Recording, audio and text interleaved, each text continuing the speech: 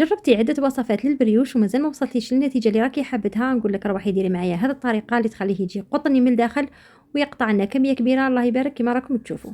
بسم الله نديرو كيف هنا في البول تاع البيتخان حطيت مغرف كبيره خميره الخبز، مغرف كبيره حليب بودره، ضفت له 4 مغارف كبار سكر، تقدروا تضيفوا حتى 5 مغارف، خلطهم مع بعض وضفت لهم 2 كيسان حليب يكون دافي.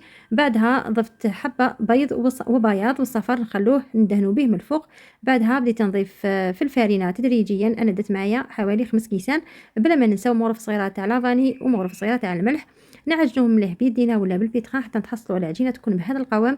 بعدها نضيفوا الزبده اللي هي 100 غرام.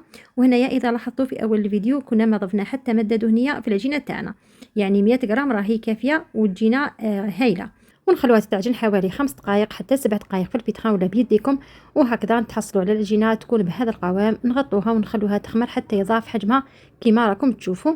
وشوفوا العجينه تاعنا الله يبارك راهي معمره بلي بلاغ، يعني الوصفه راهي ناجحه، والعجينه هي اللي تعطيكم الخبر اسكو البريوش تاعكم ناجح ولا لا. بعدها نقسموا العجينه تاعنا الى قسمين ونديروهم كرات يكونوا الوزن تاعهم 68 غرام. بعد ما نكمل كامل الكميه اللي عندي نفتحوهم بالحلال هكذا كما راكم تشوفوا. بعدها نصدفهم بهذه الطريقه في البلاطو اللي كنت دهنته بالزبده ودرت له بابي فيسون في القاعده هكذا باش نضمنوا انه البريوش تاعنا مش راح يلصق، حتى نتحصل على هذا الشكل الشباب اللي مستحيل راهم رايحين يعرفوا كيف خدمتيه. والكميه اللي كانت بقات لي درت بها خليه النحل، وهكذا بقاو لي 3 حبات، يعني الكميه راهي ما شاء الله.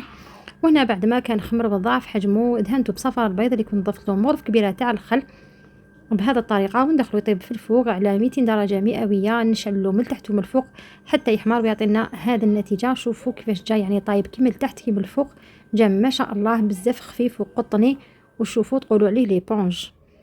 وهذه هي النتيجه اللي تحصلنا عليها، خليه النحل هذيك لاكوغون اللي درناها.